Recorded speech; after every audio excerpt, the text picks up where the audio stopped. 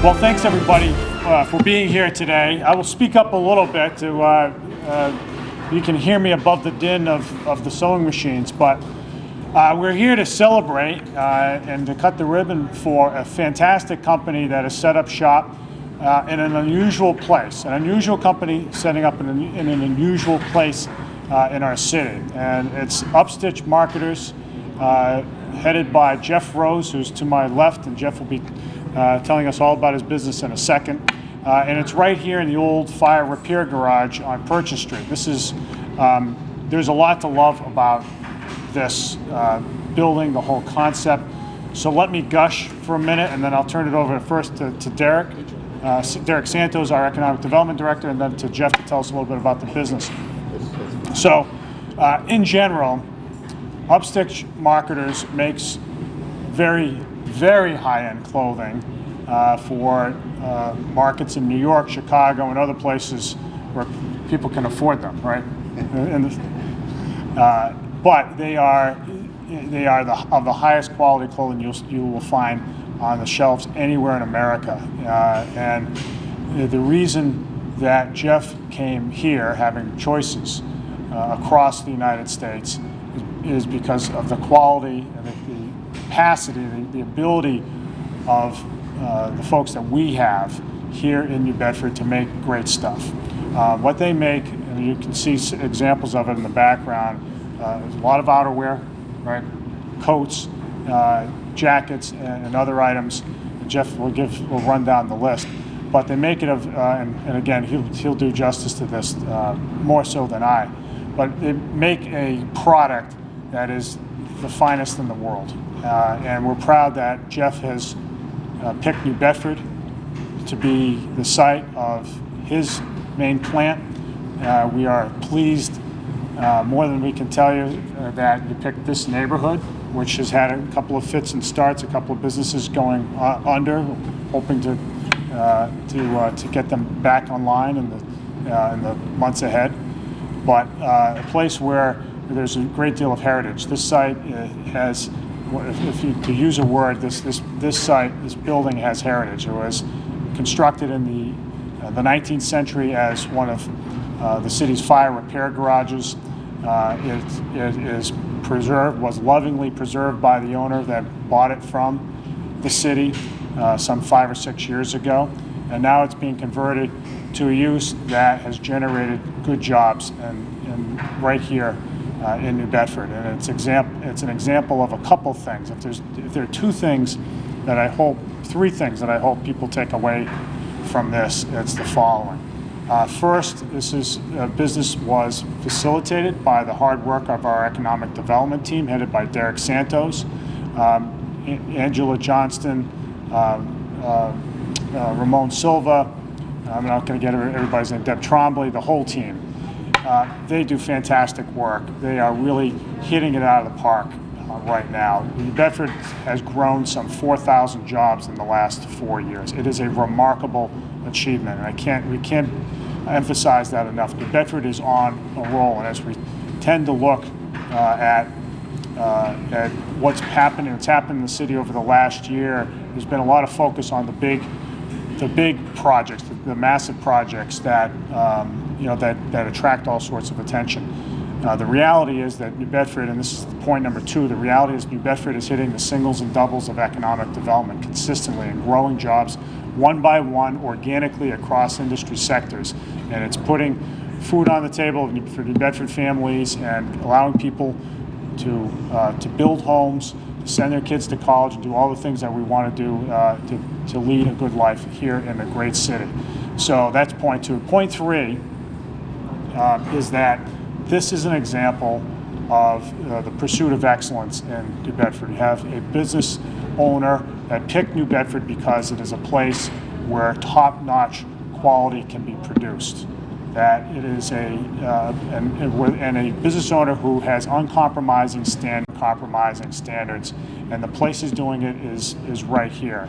And as I've preached before, what we're trying to do as a city, and everything we do, is to pursue excellence. We have raised the bar for what we do in city government and beyond, because New Bedford is capable of doing better, and we are doing better now because we believe in ourselves. And we have seen success. The city has a history of success when we have reached high. New Bedford was great because we were the best in whaling. New Bedford became the center of the American fishing industry in more recent times because we do it better than anybody else. We produce better golf balls than anybody else. We produce men's suits better than anybody else. It's about being the best, and this enterprise right here, and the workers here and the boss here are all about that ethic. It's good enough is not good enough. Excellence is what this place is about, and it's what we're about here in New Bedford. So Jeff, I really want to say thanks on this occasion. We have a proclamation for you in recognizing the opening of, it's a little belated, but the opening of UpMarket Stitchers right here in the center of the city. And I just want to say congratulations for making it happen here in New Bedford. And with all that, let me introduce Derek Santos, who is making it happen here and everywhere in between. His team is doing great work across the city. Hasn't skipped a beat ever. I think he might be taking a day off soon, but he's probably going to be on tomorrow. Just maybe not 24 hours, full, maybe 18 hours. But Derek, these guys are extraordinarily productive. They are making it happen in the city, in the industrial part, in the waterfront, in the downtown, everywhere in between. And New Bedford families are benefiting from it. There are people who have jobs now as a result of the work that they've done, and for that we're so grateful, and they are such an integral part of the success the city is experiencing right now. Derek. Thank you. I just want to point out a couple of points here about this project and the work that's being done here. Jeff can certainly talk in detail about the great work that UpMarket does every day, but this is a historic preservation project. So this is a historic building that has a fantastic new use, and while not as sexy as a museum or some other historic home on County Street, it's a historic building that has a new use. No different than the tens of millions of dollars that have been put into the mills in the Upper Harbor over the past several years, and that's worth noting. Another piece to note is that small businesses matter. And a lot of the growth that we've seen in New Bedford over the past several years, as the mayor has mentioned, has been from businesses like Jeff's.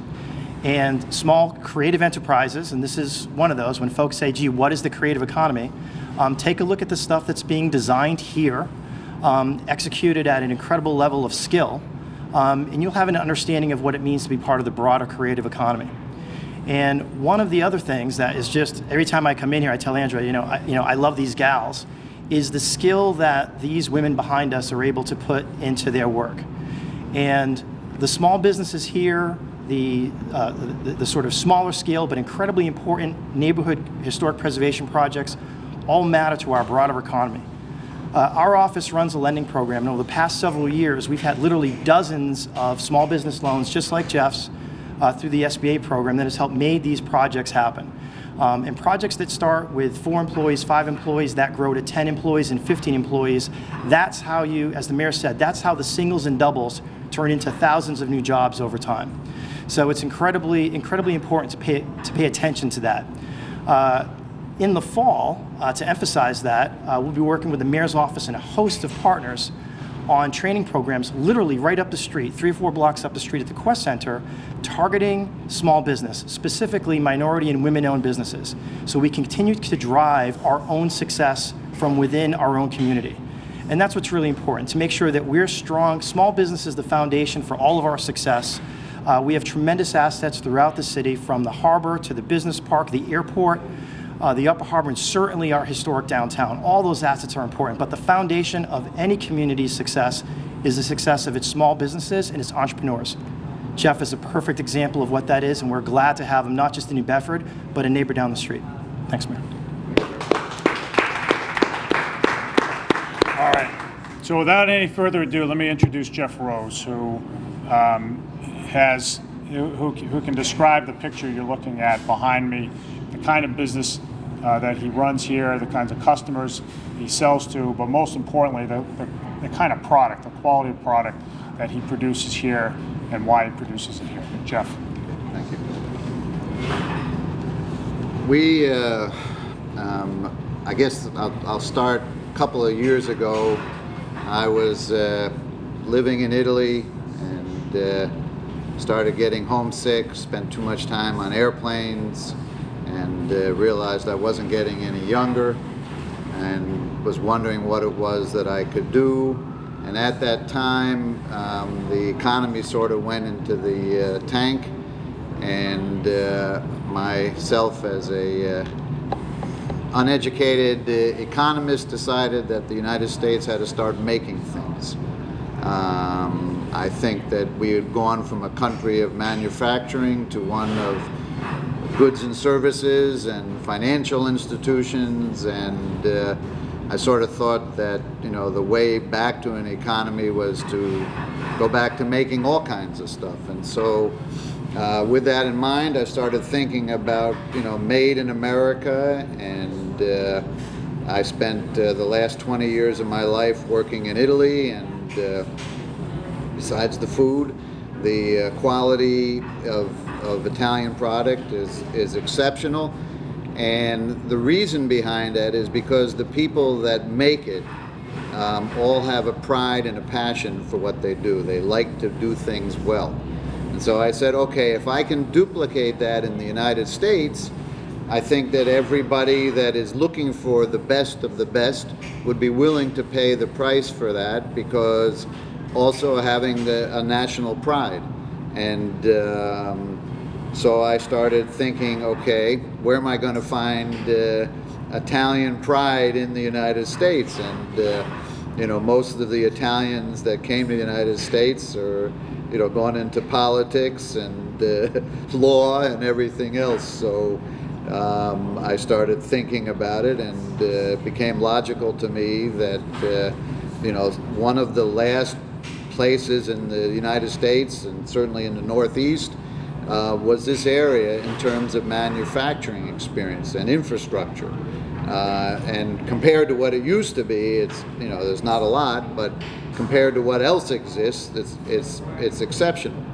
And I started coming here to New Bedford before I got started looking around, started talking to people, and realized that if I was going to try to do what I was going to do, it had to be in this part of the world.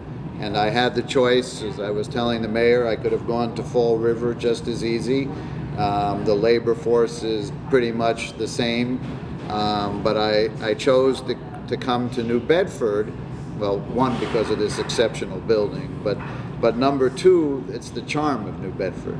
It's the seaport. When I take customers downtown and they walk on those cobblestone streets and eat the scallops at Cork or wherever, my sale is already done. And I've had customers here from all over the United States. I had a group of Japanese trying to spear scallops with the toothpicks, and we've sold each and every one of them. And, you know, obviously the product is important, but more importantly is the ambience that sort of goes along with it.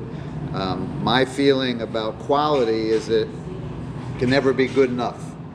And my philosophy is that every time we make a garment, I want it to be a little bit better than the previous one that we've made. And we have found a very receptive audience from customers. We're just at the stage where we're getting into the hands of consumers at this moment in time, but that's kind of the easy part. And all of the things that we do here in UpMarket Stitchers is a combination of modern day technology with artisan pride. And the technology you can put anywhere. The artisan pride and passion can only be in a few places. And it's kind of sad, because the entire United States, and particularly the Northeast was a hub of all of those things. But as time had gone on, it has eroded. My dad and both grandfathers were sweater manufacturers in a little town called Hudson, New York. And they had a knitting mill, which I think was 50 or 60 years old. And when all of a sudden people started bringing product in from Asia, the business went out the door you know, 1, 2, 3, and he was in effect forced to sell all of his equipment for pennies on a dollar. But I think that American manufacturers should have learned from Italians, which I didn't, I was a kid at the time, but you know, Italy makes things well. So they're not really subject to price points. And my feeling is that we should be exactly the same way. If you make the best quality, whether it's in the United States or in the world or wherever, then you'll always find people willing to pay for it that want the best. It's the same that want the best in the car, or they want the best in their watch, or they want the best food that they want to eat, and those people are the basis for our customers. The reality is that, you know, in this stage of my life, I don't want this business to be too big. You know, if I have 1,000 employees, I'm in trouble for a variety of reasons. We'll still take that, though. But the reality is, this business is a lot bigger than the potential is a lot bigger than it could be. Because, you know, as I said, I haven't spoken to, from Neiman Marcus to Nordstrom's to Bergdorf Goodman. I've yet to get one no from anybody. So the reality is that they all could buy this kind of product. So. That's great. All right. Well, thanks, Jeff. Thank you. Nice job. I'm not running for office, don't worry. Oh, sure. That's a relief. Any questions, anybody? Jim, get out of here. Jeff, what was the number one factor in coming? The people. Could have gone. The people. Oh, the number one factor of New Bedford? I'm Say sorry. it to the radio. My number one factor for coming to the area was the people. My number one factor from coming to New Bedford is I like the city. I like the way it looks. I like the way it feels. You know, I've found friends here from the people that I go to at Kyler's, to, you know, the people from Giamalvo's down the street. The people have been very warm and authentic. And so, you know, this is my second factory in New Bedford. The first one was started a couple of years ago. I could have easily put the second one someplace else, but for me there really wasn't a choice. You know, it was just about finding the right building, which, you know, thanks to the guys from New England, from New Bedford Economic Development Council, we found this place. And Are you leasing here? we're leasing here. We want to buy. So if you guys want to lend us some more money, we'll figure out how to do that. We'll talk about that later. Go ahead, Mike. I wonder if you could give us just some basic stats. When did you open here? Roughly how many products are you making? Where do you ship? We started sewing, myself and Lucy, our supervisor, started sewing in January.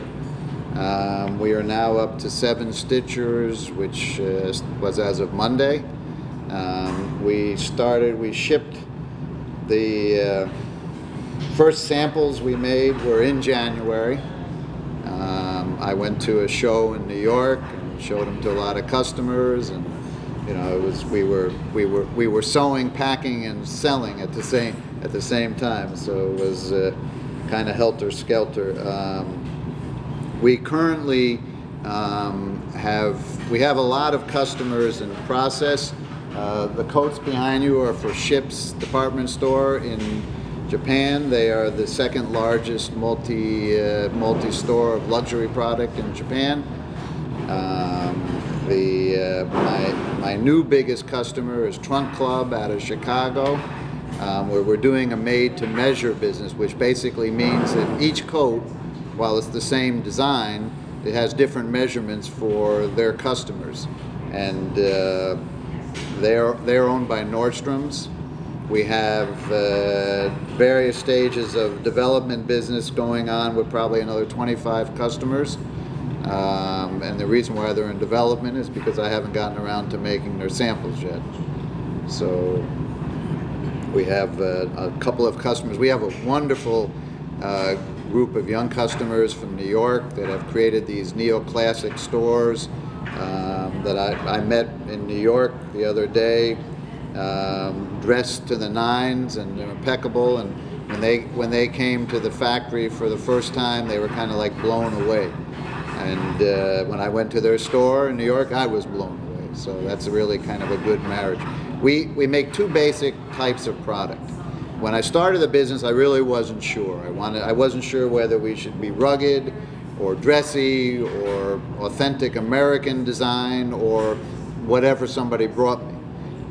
The business has kind of developed into a dressy outerwear using an Italian fabric with a breathable membrane, of which we have 5 fabrics of that, as well as a soft jacket. A soft jacket, unlike the tailored sports jacket, is a combination sportswear and tailored clothing. You could wear it as a sweater, or you could put a tie on it, and tie on with it. I couldn't put a tie on it. Anyhow, so those 2 product categories seem to be the areas of which it's the easiest for us to have market share. Outerwear is really good because you can charge a lot of money and nobody really knows whether it's worth it or not. You can hide it in the volume of a coat. The smaller the item, the harder it is to justify the price point. And the United States can't be cheap.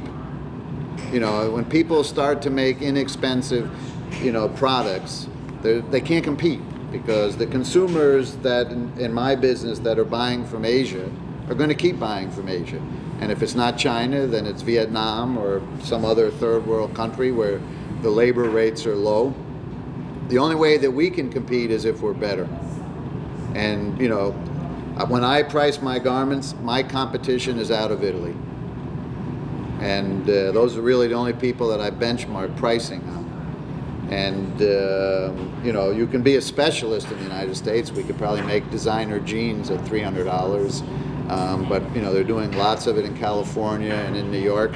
To the best of my knowledge, there's nobody like us in the United States producing this kind of product. That's great. And my good friends at Riverside, Joseph Aboud, they're doing a wonderful business over there, and their business is successful because they're going from the sewing machine now directly to the consumer with nobody in between.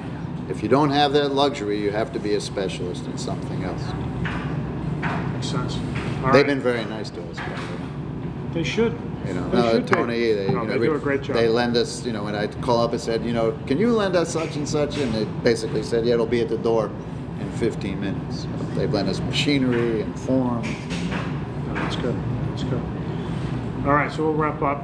Thanks again, everybody. This is a great story, and you keep making those great clothing, right? Thanks, Jeff. It's my pleasure. Thanks.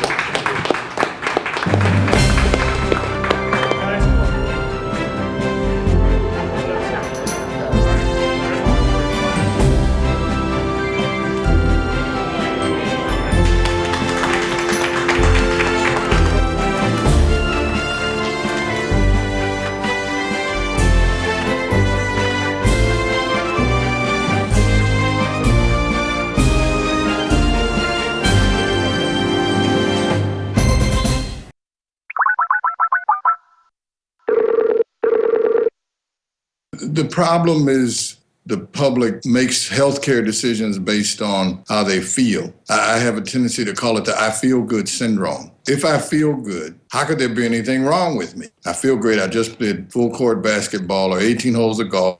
Most people can lose up to 80, 90% of their kidney function and feel great. You can't make healthcare decisions solely based on how you feel.